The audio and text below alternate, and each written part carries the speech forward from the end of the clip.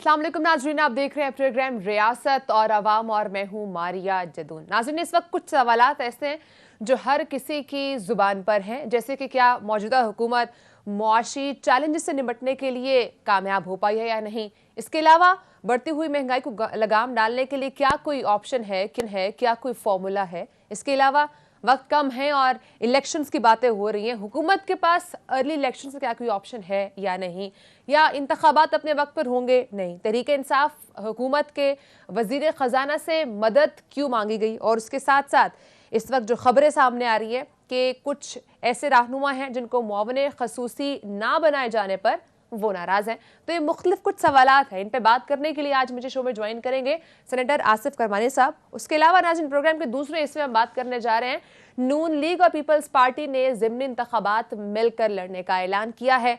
तो अब पंजाब हुकूमत का मुस्तकबिल क्या होगा, डी सीट होने वाले जो अरकान की नशिस्तों पर ज़िमनी इंतखाबात होने जा रहे हैं वो कितनी अहमियत के हामिल है, कितनी अहमियत इख्तियार कर चुके हैं, और उसके साथ साथ परवेज इलाही को वजीर आला बनने के लिए तहरीक इंसाफ को कितनी सीट्स जीतना पड़ेंगी, और क्या महंगाई का तूफान हमजा शहबाज की वजारत आला के रास्ते में रुकावट बनेगा। इस पर बात करेंगे नाज़रीन। प्रोग्राम का आगाज करूंगी, मेरे साथ स्काइप के थ्रू मौजूद सेनेटर आसिफ करमानी साहब, मुस्लिम लीग नून के रहनुमा हैं, सीनियर रहनुमा हैं। उनसे आज डिटेल्ड कॉन्वर्सेशन करेंगे कि इस वक्त जो मौजूदा हुकूमत है उसका क्या मुस्तकबिल है, अर्ली इंतखाबात कब होने जा रहे हैं, और उसके साथ साथ जिस वक्त महंगाई का तूफान है क्या ये थमने का नाम लेगा या नहीं। सर अस्सलाम वालेकुम, आपको मेरी आवाज़ आ रही है?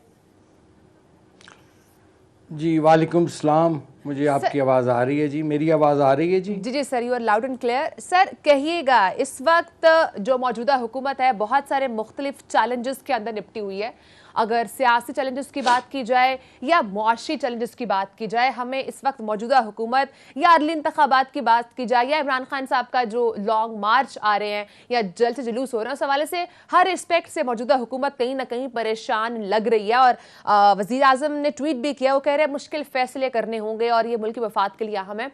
आप इस वक्त क्या समझते हैं जो मौजूदा हुकूमत है वो मुआशी और सियासी चैलेंजेस से निपटने में कामयाब हो पा रही है या नहीं?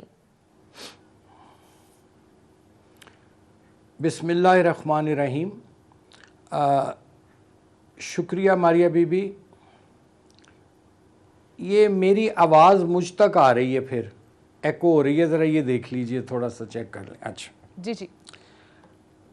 गुजारिश ये है कि मौजूदा हुकूमत है जो, उसको जो ये हुकूमत मिली है, ये आप ऐसा समझ लीजिए जैसे कि एक टूटी फूटी गाड़ी जो है वो ईंटों पर खड़ी है। अच्छा, और जिन लोगों ने इस गाड़ी को, इस चलती गाड़ी को जो 2018 तक बड़ी कामयाबी से चल रही थी, उसको इन्होंने उसका इंजर पिंजर हिलाकर गुज़श्ता 4 सालों में उसको ईंटों पर खड़ा कर दिया। नो डाउट कि इस वक्त हालात जौन से हैं वो काफ़ी मुश्किल हैं, इकॉनमी मुश्किल है, सियासी इस्तेहकाम नहीं है, लेकिन हमने ये चैलेंज कबूल किया है। पाकिस्तान मुस्लिम लीग नून की हुकूमत ने और इत्तेहादी जो हमारे हैं, सब ने, इत्तेहादी हुकूमत है ये। तो मैं समझता हूँ कि इंशाअल्लाह ताला हम इस जो क्राइसिस है इससे गुज़र जाएंगे। लेकिन यहाँ मैं ये ज़रूर अर्ज़ करना चाहूँगा कि जहाँ हुकूमत की ज़िम्मेदारी है, बनती है, वहाँ हमारी एज ए सिटीज़न शहरी भी कुछ ज़िम्मेदारियाँ हैं, और उन ज़िम्मेदारियों में हमारी एक ये भी ज़िम्मेदारी है कि हमने, देखिए, 74 सालों में हमने बड़ी मौज मेला कर लिया और उसका नतीजा हमें आज भुगतना पड़ रहा है। हमें भी चाहिए as a citizen, as a responsible citizen, कि हम भी अपना जो पैर है वो अपनी चादर देख कर फैलाएँ। हमने, मुझे ये बताइए कि क्या हम मिन हैसुल कौम जो हैं, क्या हमने कभी ये सोचा कि भाई हम अपनी जो ज़राए आमदन हैं उनके अंदर रह कर काम करें? हम जब तक हमारे हलक से, हमें ठंडा कमरा भी चाहिए, हमें मुर्ग़ भी चाहिए रात को खाने के लिए, और फिर हम शिकायतें भी करते हैं। देखिए, इस वक्त मुल्क जो है वो बड़े गैर मामूली और मुश्किल हालात से गुज़र रहा है। इसमें हुकूमत से लेकर हर इंडिविजुअल को सेक्रीफाइस करना पड़ेगा। आपने 1947 में सेक्रीफाइस किया तो पाकिस्तान बना। अब एक और टाइम आन खड़ा हुआ है अनफॉर्चुनेटली, जिससे ये मुल्क जो है वो कुर्बानी मांगता है। लेकिन यहाँ अफसोस से मुझे ये भी कहना पड़ता है कि जिन लोगों के लिए ये मुल्क कायदे आज़म ने बनाया था वो तो गरीब और मिडिल क्लास के लिए बनाया था, लेकिन गरीब और मिडिल क्लास पिछले 74 सालों से तो लाइनों में लगी खड़ी है। हमें एक तो उसको उन लाइनों से बाहर निकालना है, उनको ओनरशिप देनी है, उनको सेहत की, तालीम की और उनके बच्चों को इक्वल अपॉर्चुनिटीज़ देनी है। इस तरफ किसी ने 74 सालों में कोई ख़ास तवज्जो नहीं दी और 3 से 4% अशराफिया, जिसको मैं कहता हूँ, जो मुख्तलिफ़ डिपार्टमेंट्स में मौजूद है, उन्होंने 97, 98, 96% जितनी भी यहाँ की मेजॉरिटी अपर मिडिल क्लास और गरीब है उस पर काठी डाले रखी है। अब वक़्त आ गया है कि इस मुल्क के जो वसाइल हैं उनकी इक्वल डिस्ट्रीब्यूशन की जाए और जो गरीब और मिडिल क्लास है जो महंगाई से पिस रहा है उसको भी ओनरशिप दी जाए, उसको भी एहसास दिया जाए कि ये मुल्क तुम्हारे लिए भी बना था। जहाँ तक पिछले एतवार देख लें कि 2018 में जब हमने हुकूमत छोड़ी है उस वक़्त पेट्रोल 77 या 80 रुपये लीटर था। कौन उसको लेकर गया 150 रुपये लीटर तक? चीनी जौन सी थी वो 52 रुपये की थी, कौन लेकर गया उसको 120 और 140 तक चली गई। कहने का मतलब ये है कि पिछले 3.5-4 सालों में खुसूसन जिस तरह बुरी तरह पाकिस्तान को बैडली गवर्नेंस किया गया है और आज ये आलम है कि Pakistan has unfortunately has become ungovernable.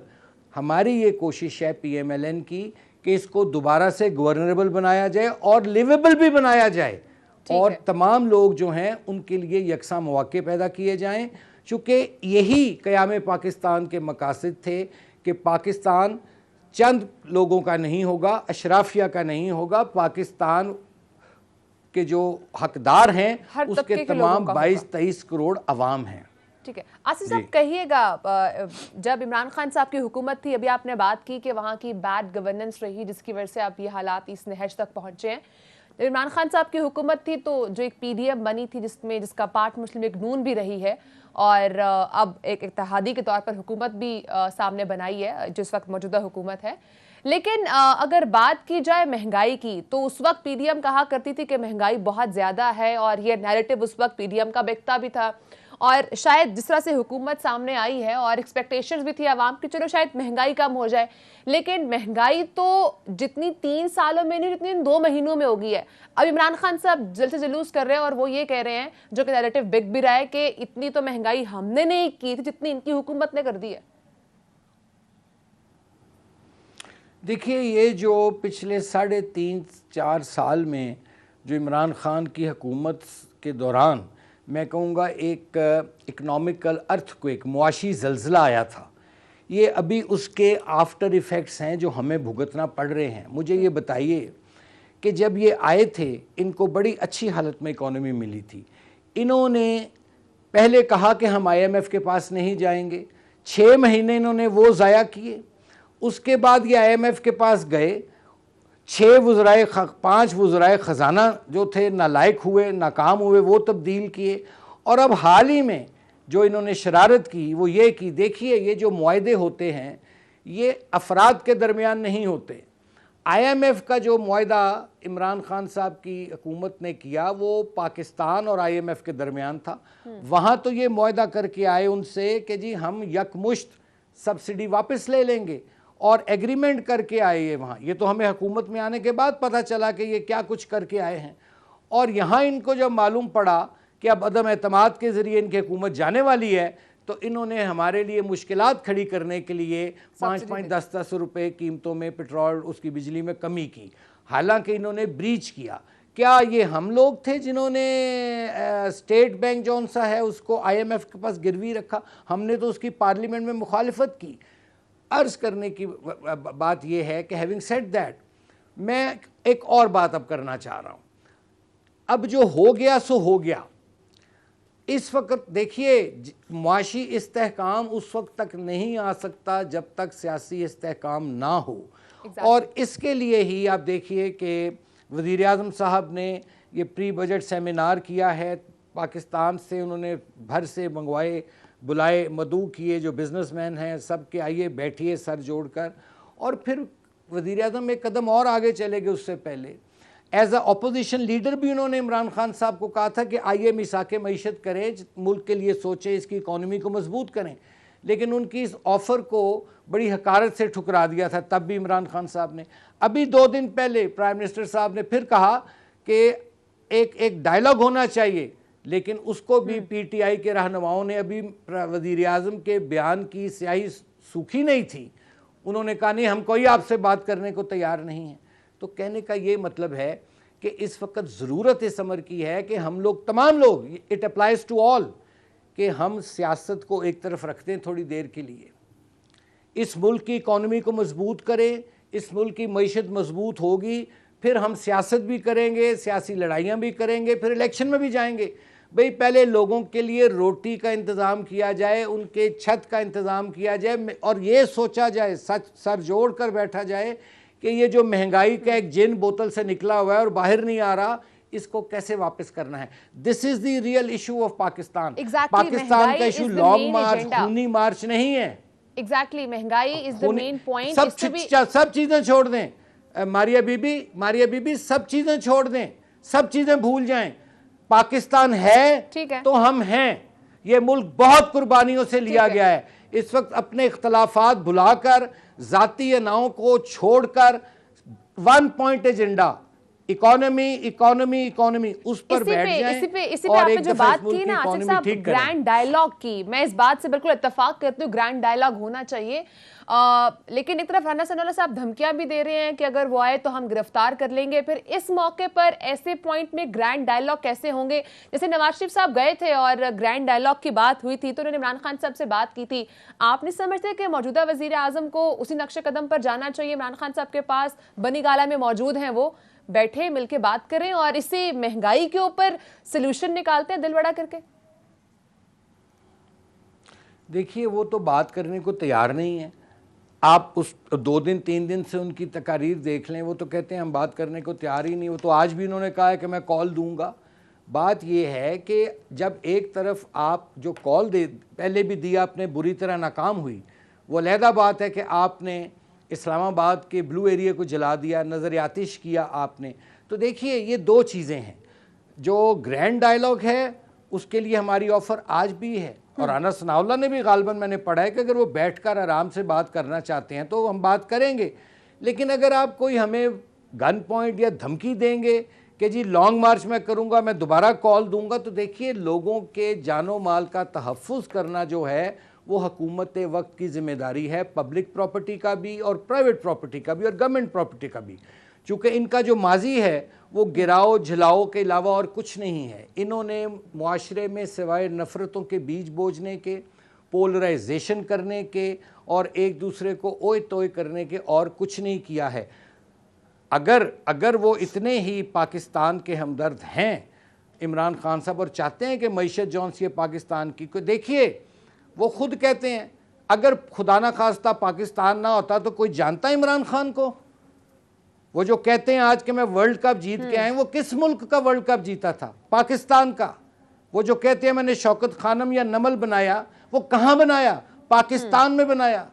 तो पाकिस्तान ने तो उनको दिया है, तो उनको भी चाहिए कि अभी सियासत, जैसे मैंने कहा, साइड पे रखें और इस मुल्क के लिए सोचें। यहाँ मुझे लेट मी कोट दी, एक कोट है बड़ा खूबसूरत, वेरी शॉर्ट, उसका, जॉन एफ कैनेडी जो फॉर्मर यूएस प्रेसिडेंट था, उसने अपने ओथ टेकिंग पर एक बड़ा खूबसूरत बात कही। उसने अमेरिकन को खिताब करते हुए उसने कहा कि ask not what your country can do for you, ask what you can do for your country. आज पाकिस्तान भी तकाजा कर रहा है कि बताओ मेरे शहरियों, बताओ मेरे सियासतदानों, बताओ मेरे ब्यूरोक्रेट्स, बताओ मेरी इस्टेब्लिशमेंट कि तुम मेरे लिए अब क्या कर सकते हो। हमें पाकिस्तान के लिए करना है, पाकिस्तान के लिए सोचना है। मेरे आपके बच्चे जो हैं, हम मिडिल क्लास के लोग, वो कहीं नहीं जा सकते, हमें यहीं रहना है। हमें इस मुल्क को बचाना भी है, इसको तरक्की की शाहराह पर भी लाना है। उसके लिए तमाम स्टेक होल्डर्स को बैठ के सर जोड़ कर बैठना होगा और इस क्राइसिस से कम महंगाई से अवाम को निजात दिलानी होगी। इसका सोचना होगा कि कहां से लोगों को ग्रैंड डायलॉग की तरफ इस वक्त ओनली सोल्यूशन अगर मैं कहूं तो नजर आ रहा है। मौजूदा जो सूरत हाल है इसको देखते हुए एक बेस्ट सोल्यूशन ग्रैंड डायलॉग ही है। मिलकर बैठ के बात करेंगे तो मौजूदा सूरत हाल बेहतर होगी। आपकी इस बात से इत्तेफाक करती हूं, लेकिन इमरान खान साहब का एक ही मुतालबा है, वो ये कह रहे हैं कि इलेक्शंस करवा दें, जो अवाम फैसला करेगी, उसके बाद जिसकी हुकूमत आई वो आके आगे चीजों को परफॉर्म करे, उसके बाद जिसकी भी मेजोरिटी हुई वो आके हालात को देख ले। तो अगर अर्ली इलेक्शन से कहने तो मान लें।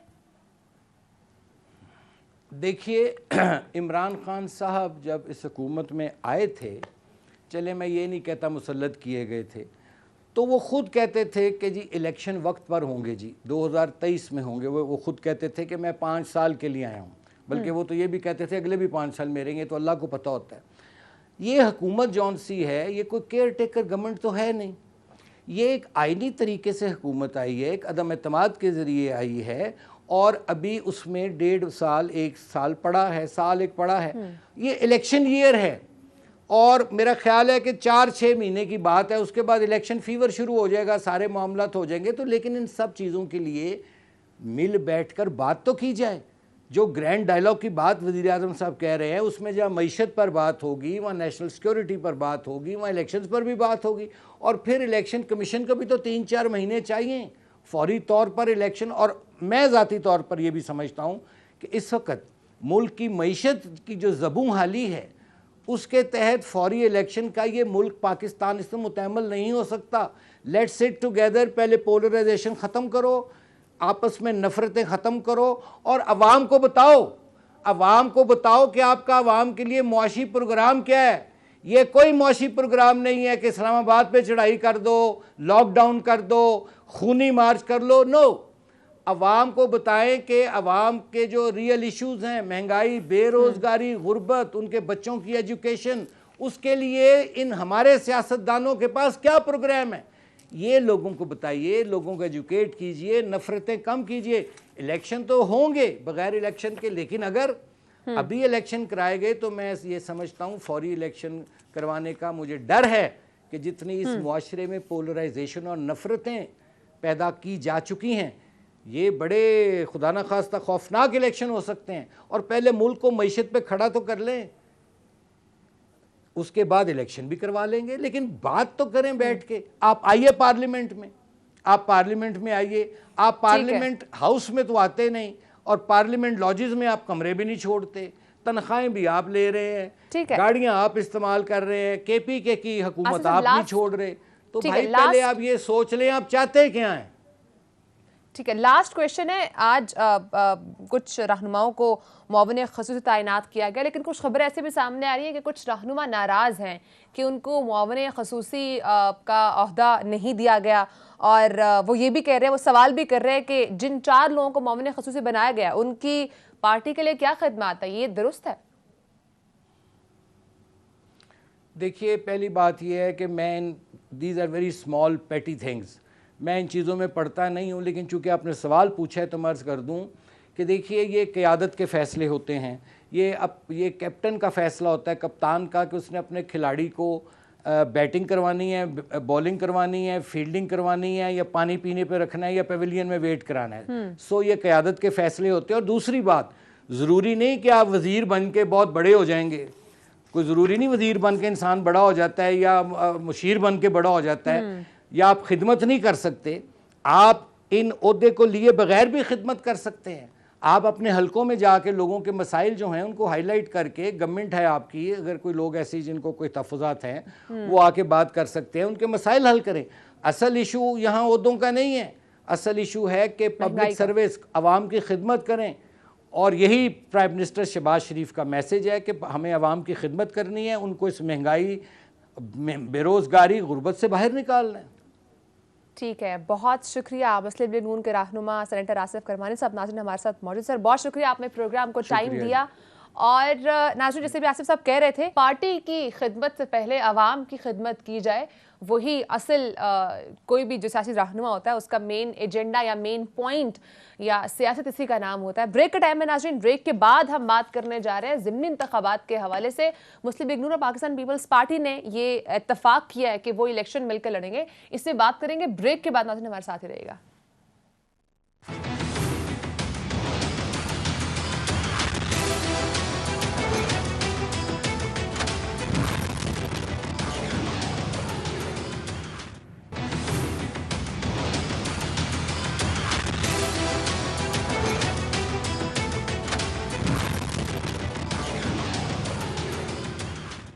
वेलकम बैक नाजरीन इलेक्शन कमीशन की जानिब से जारी किए गए शेड्यूल के मुताबिक पंजाब असम्बली की 20 नशिस्तों पर ज़िमनी इंतखाबात के लिए पोलिंग 17 जुलाई को होने जा रही है। ज़िमनी इंतखाबात करीब आते जा रहे हैं और इसी दौरान जो नून लीग और पीपल्स पार्टी ने मुतफ़िका तौर पर ये इंतखाबात मिलकर लड़ने पर इत्तफाक किया, इस पर बात करेंगे और मुख्तलिफ पहलुओं में बात करेंगे। मेरे साथ नाजरीन मौजूद हैं अरसलान रफ़ीक भट्टी साहब, सीनियर जर्नलिस्ट हैं, उनसे पूछेंगे कि इस वक्त पंजाब में क्या सूरत हाल चल रही है। ज़िमनी इलेक्शन होने वाले हैं। सर, आपको मेरी आवाज़ आ रही है? जी जी, लाउड एंड भट्टी साहब कहिएगा, ज़िमनी इंतखाबात कितने दिलचस्प होने जा रहे हैं? इस वक्त क्या सूरत हाल है? नून लीग पीपल्स पार्टी तो ये कह रही है कि हम मिलकर इंतखाबात लड़ेंगे, तो ये कितना बड़ा चैलेंज बनकर सामने आने वाला है पाकिस्तान तहरीक इंसाफ के लिए? देखिए, सबसे पहले तो बात यह है जी कि 17 जुलाई को जो इंतखाबात होने जा रहे हैं वो खासे मुश्किल हैं इत्तेहादी जमातों के लिए, हुकूमत और इत्तेहादी जमातों के लिए, चूंकि रिसेंट जो वेव चली है महंगाई की, उसके साथ साथ खासा मसला आ रहा है, चूंकि जो वाइब्स हैं या जो सर्वेज हैं वो को बहुत अच्छे नहीं हैं, खासकर हुकूमत के हक में। और उसमें जब जोड़ तोड़ होता है, जब जोड़ तोड़ चलता है, उसमें कुछ लोग नाराज भी होते हैं। मसलन लाहौर की 4 नशिस्तें हैं जिनमें 3 का तो मसला नहीं आया, लेकिन जो अब्दुल अलीम खान साहब की नशिस्त थी उसके ऊपर उनके किसी बंदे ने उन्होंने नाम भी नहीं दिया, और वो कल गुज़िश्ता रोज रात 5 बजे के बाद जो दफ्तर टाइम होता है वो वहाँ पे इंतखाबी कागजात नामजदगी जमा कराने का वक्त खत्म हो गया, उनकी तरफ से कोई ऐसा सच नाम सामने नहीं आया। तो उसकी जगह पे अब वो पाकिस्तान मुस्लिम लीग नून वहां पे अपना नुमाइंदा खड़ा करेगी, और बाकी जगहों पे कुछ लोग नाराज थे, पार्टी नाराज थी, मुकामी तंजीमें नून लीग की कहीं थी, कहीं पीपल्स पार्टी का था। लेकिन गुज़िश्ता रात जो मीटिंग हुई वज़ीर आला पंजाब मियां हमजा शहबाज की साबिक सदर आसिफ जरदारी के साथ, उसमें ये मामला तय पाए कि जी जो जो पीपल्स पार्टी की सीट थी वहां पे पीपल्स पार्टी को सपोर्ट होनी चाहिए, जहां जहां पे नून लीग की थी वहां नून लीग अगर इत्तेहादी जमातों के साथ मिलकर सपोर्ट देना चाहती है दे, नहीं देना चाहती। लेकिन जिन लोगों ने 20 लोग जो थे जो मुनहरिफ हुए और उन्होंने अपनी 20 सीट कराया, उनके मुकाबले पे कोई भी जमात अपना कैंडिडेट खड़ा नहीं करेगी या उनको सपोर्ट नहीं देगी। इस हवाले से बिल्कुल ये वाज़िया तौर पर कहा गया कि जी वाज़िया के वो जो था आपके काबीना के मसाइल जो थे पंजाब काबीना के, वो भी इसी में शामिल थे।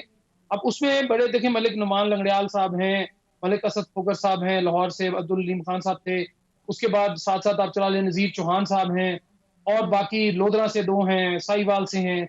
तमाम हल्के यानी 20 हल्के जो हैं, फैसलाबाद के हल्के हैं, टोबा टेक सिंह का एक हल्का है, तमाम में ये फैसला किया गया है कि जी हमने किसी सूरत भी उन लोगों के मुकाबले पे इंतखाब नहीं लड़ना। लेकिन मुकामी तंजीमें कहीं पे तो बहुत हैं कि ठीक है जी हम पार्टी के साथ हैं, लेकिन कई जगहों पर मुकामी तंजीमें जो हैं खासकर नून लीग की, वो ढके छुपे अल्फाज में ये कह रही हैं कि जी हमें मुश्किल है, हमें लोगों को, कारकुनों को कैसे निकालें, चूंकि महंगाई का एक मामला, सबसे ज्यादा पेट्रोल महंगा हुआ, उसके साथ साथ आपकी बिजली महंगी हुई है, गैस महंगी होने जा रही है, खुर्दनी तेल नहीं लोगों को खाने को मिल रहा, उसके साथ साथ आटे का मसला चल रहा है, आए दिन सारा कुछ होता है, लोड शेडिंग का अजाब जो है वो नहीं खत्म होने पे आ रहा। ये सारी बातें पाइल अप हो रही हैं। अभी कुछ दिन पहले पाकिस्तान मुस्लिम लीग नून की एक लाहौर में मीटिंग हुई जिसकी में वजीर आला भी मौजूद थे और दीगर उनके जो सीनियर जोमा, उसमें फाकी वजीर 6-7 मौजूद थे। उसमें बड़ा बरमला जो है कारकुनों की जानिब से ये कहा गया कि मियाँ साहब अभी इंतखाबात की तरफ हमें नहीं जाना चाहिए, हमारा वही हाल होगा जो 2008 में पाकिस्तान मुस्लिम लीग का आज़म का हुआ था। उनके काम बहुत थे, 111, 122, सड़कें, सेहत, तालीम, सब कुछ, लेकिन चूंकि लोड शेडिंग का अजाब था और आटे का मसला था, वो कहाँ खड़ी थी पार्टी, वो बिल्कुल उसका सफाया हो गया। तो ये ना हो कि पाकिस्तान मुस्लिम लीग नून का जो जिम्मेदारी इन्होंने अभी ली है अपने कांधों पे, वो भी पूरी नहीं हुई है। तो कोशिश ही की जा रही है कि जो ज़िमनी इंतखाबात में और उसके साथ साथ आगे आने वाले जितने भी इंतखाबात हैं, उसमें बल्दियाती इंतखाबात भी हैं, कोशिश ये की जाए कि सीट एडजस्टमेंट हो इत्तेहादियों के साथ भी, और मुकामी जो तंजीमें हैं उनको भी ये कहा गया है कि आप भरपूर मदद करें। और खासकर ये जो 20 सीटें हैं ये पाकिस्तान मुस्लिम लीग नून की पंजाब के लिए बहुत जरूरी हैं, क्योंकि बिल्कुल 172 तहरीक इंसाफ के जो मुनहरिफ अरकान हैं, और कुछ जो डी सीट भी हुए, तो उनके मुकाबले में वैसे किसी को खड़ा नहीं किया जा रहा, लेकिन क्या उनको नून लीग टिकट देगी? क्या वो इलेक्शन लड़ रहे हैं? और खासकर पाकिस्तान तहरीक इंसाफ की बात की जाए तो उनका क्या होगा, क्योंकि असल में तो उन्हीं के मेंबरान से, तो वो अब किस तरह से इसको कैटर कर रहे होंगे, क्योंकि उनके लिए भी मुकाबला टफ होगा।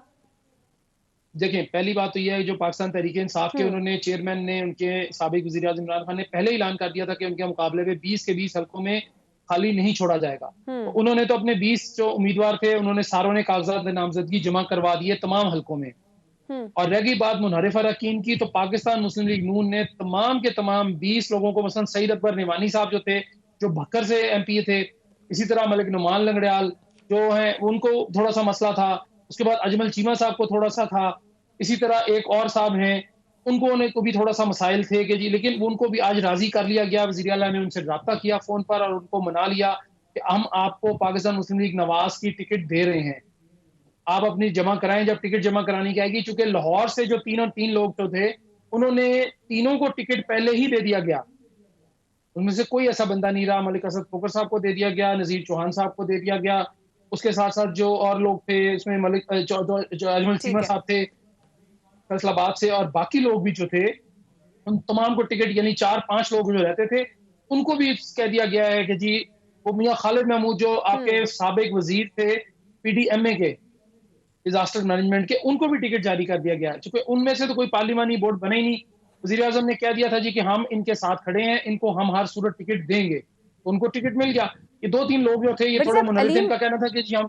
बट साहब, अलीम खान साहब का क्या सिनेरियो है? क्या वो इलेक्शन लड़ रहे हैं, नहीं लड़ रहे? क्या नून लीग उनको टिकट दे रही है? देखिए, उनको कहा गया था जी कि जिस सीट से चाहें, 20 सीटों में से जिधर से चाहें आप लड़ लें, जिस हल्के से चाहें आप लड़ लें, लेकिन अलीम खान साहब ने अपने कागजात नामजदगी जमा नहीं करवाए। अच्छा। उन्होंने कहा कि जी मैंने नहीं अब लड़ना। अभी तक तो ये इतलात हैं। अगर तो इलेक्शन कमीशन ये उसकी तारीख नहीं बढ़ाता, तो फिर तो अभी तक अलीम खान साहब के कागजात जमा नहीं हुए आज लाहौर से, कम अज कम। बाकी अब रात को जो है वो पाइल अप होके, बाकी उन्होंने वैसे तो इलेक्शन कमीशन ने जारी कर दिया, उसमें तो मैंने कहीं नाम उनका नहीं पढ़ा। हो सकता है मैं स्किप कर गया हूँ कोई लिस्ट, या मुझे नजर से ना गुजरी हो, लेकिन लाहौर से उनके कागजात नामजदगी उन्होंने नहीं दिए। लेकिन पाकिस्तान मुस्लिम लीग नून ने उनको हर तरह से शोर कराया था, शोरस दी थी कि हम आपको टिकट दे रहे हैं, आपने जिसको देना है। उन्होंने पहले ही माजरत की थी कि जी मैंने टिकट नहीं लेना, मैं कोई नॉमिनेशन दे दूंगा आपको, अपना बंदा दे दूंगा जो उनके करीबी हैं। शुएब सिद्दीकी साहब जो माजी में भी एमपी रहे हैं, पार्लिमानी सेक्रेटरी भी रहे, उनको था सुनने में आ रहा, लेकिन उन्होंने भी कागजात नामजदगी जमा नहीं करवाए। अब वहां पे राना शराफत हुसैन जो माजी में पाकिस्तान मुस्लिम लीग नून के उम्मीदवार थे, जो हारे थे, जिनको हराया था पाकिस्तान मुस्लिम लीग नून के जो थे, उनको अलीम खान साहब ने हराया था, उनको शायद पार्टी टिकट जमा कराने का कहा था, उन्होंने जमा भी कराया कागजात नामजदगी।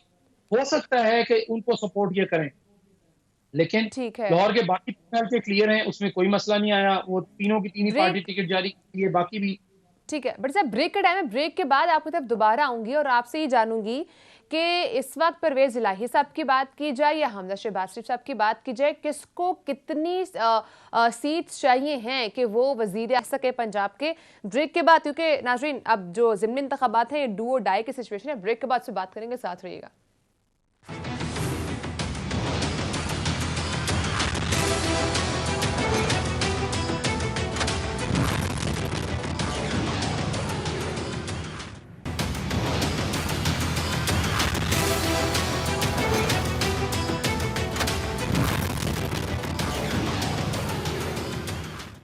वेलकम बैक नाजरीन, ब्रेक पर जाने से पहले हम बात कर रहे थे ज़िमनी इंतखाबात के हवाले से। उससे बात करने के लिए हमारे साथ अरसलान रफ़ीक भट्टी साहब मौजूद हैं, सीनियर जर्नलिस्ट हैं, और ख़ासकर पंजाब की जो सियासी सूरत हाल होती है और जो इंतखाबात वहाँ पर होने वाले होते हैं, उस पर काफ़ी गहरी नज़र भी होती है इनकी। भट्टी साहब, कहिएगा, हम ब्रेक पर जाने से पहले बात कर रहे थे कि ये जो ज़िमनी इंतखाबात हैं, ये कितने इंपॉर्टेंट हैं? पाकिस्तान तहरीक इंसाफ की बात की जाए या नून लीग की बात की जाए, क्योंकि इस वक्त जो मौजूदा हुकूमत है, अभी आप ब्रेक पर जाने से पहले बात भी कर रहे थे कि चूँकि महंगाई का तूफान है, तो वहाँ पर जो उम्मीदवार इंतखाबात लड़ने जा रहे हैं, उनको ये कहीं ना कहीं डर है कि ये महंगाई उनके इलेक्शन जीतने में रुकावट बन सकते हैं। लेकिन दूसरी तरफ अगर तहरीक इंसाफ की बात की जाए, तो वो लोग भी इस वक्त लॉन्ग मार्च में बिजी हैं, जलसे जुलूसों में बिजी हैं।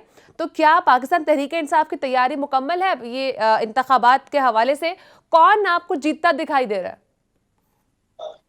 देखिए हार जीत जो है वो तो अभी एक कबल वक्त है कहना कि कौन जीतेगा कौन हारेगा, लेकिन जाहिर है एक हवा होती है ऑब्वियसली कि पाकिस्तान में इस वक्त जो बरसरे इक़्तिदार जमात है पाकिस्तान मुस्लिम लीग नवाज और इसके इत्तेहादी जो हैं पंजाब में खासकर, कोशिश तो यही है कि पाकिस्तान मुस्लिम लीग नून 20 सीटें जो हैं उस पर स्वीप करे या वो किसी तरह जीते कम अज कम, ज्यादा से ज्यादा। चुके अभी सबसे जो अहमियत इख्तियार करके बार बार पाकिस्तान तहरीक इंसाफ वाले भी और पाकिस्तान मुस्लिम लीग नवाज के भी, कि 20 सीटें अगर ये जीते हैं तो इनके बाद इनको 5 सीटें जो मखसूस नशिस्तें हैं वो मिलेंगी, तो फिर जाकर ये 196 192 के करीब पहुंचेंगे। अदरवाइज अभी तो 1 से 2 सीटों का सिर्फ जो है वो फर्क है पाकिस्तान मुस्लिम लीग नवाज और इत्तेहादी जमात यानी पाकिस्तान पीपल्स पार्टी। 4 आजाद लोग थे और उसके बाद 5 मुनहरिफ थे पाकिस्तान मुस्लिम लीग नून के, वो चले गए थे वापस आ गए, उनमें से एक सिर्फ रह गए हैं जलील शरफपुरी। लेकिन उनका ये कहना है जी कि मैंने कभी पार्टी पॉलिसी के खिलाफ वोट नहीं दिया अभी तक, वो इधर ही हैं, उनका ये कहना है, उनका मानना ये है। तो उसके बाद राय हक पार्टी के थे जो 4 आजाद थे जिनमें जुगनू मोहसिन साहब थी, सईद अकबर निमानी साहब थे, बिलाल असगर वड़ाई साहब थे और उसके साथ साथ ये राय हक पार्टी के साथ थे मुआविया आजम साहब।